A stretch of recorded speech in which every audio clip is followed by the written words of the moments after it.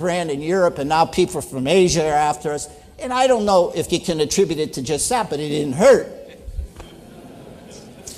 Okay, so that's one thing. Become an information glutton. Learn, learn, learn. Remember Loomis Grossman, taking me to Maine and back.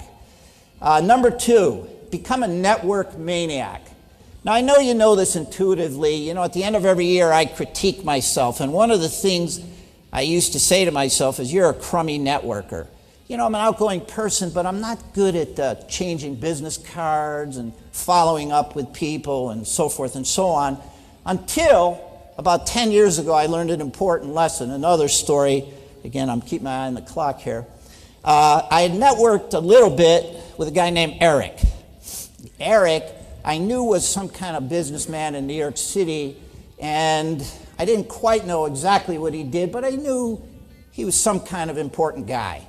And at the same time, I networked with a really good leasing broker in New York City named Steve, and that was kind of maybe an hour or two of me networking my way into a relationship with Eric and Steve. One day I'm with Eric, we're having a drink or something. He says, man, I hate my landlord. I just can't stand the guy. He's never responsive.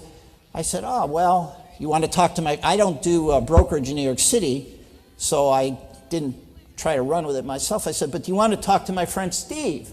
He's a leasing guy in New York City. Eric says, yeah, okay, give him my number. Maybe I'll call him sometime. Or maybe we'll get together sometime. I then decide to push it a little further, so I get the two of them to meet at a breakfast meeting a month or two later, and they have a 1-hour breakfast. I'm there, it's a nice breakfast. Now fast forward 18 months, and I get a call from Steve, the leasing guy.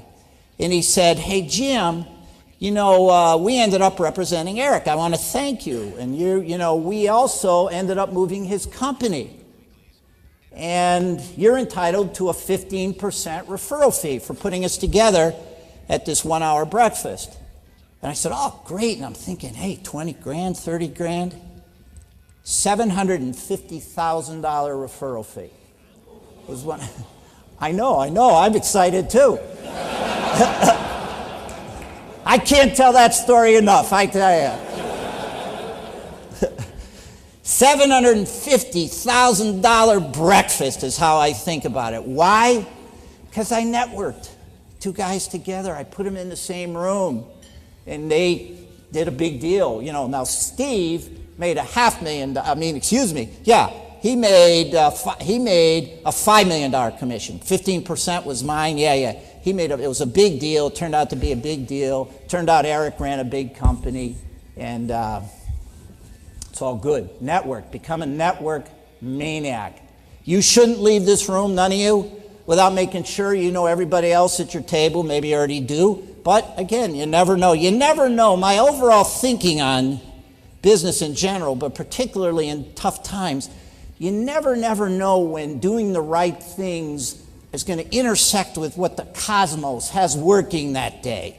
You know, and you might just intersect with what the cosmos has working that day in a way that's going to be a big profit for you. So, last thing on my list of how you can add value to you Inc.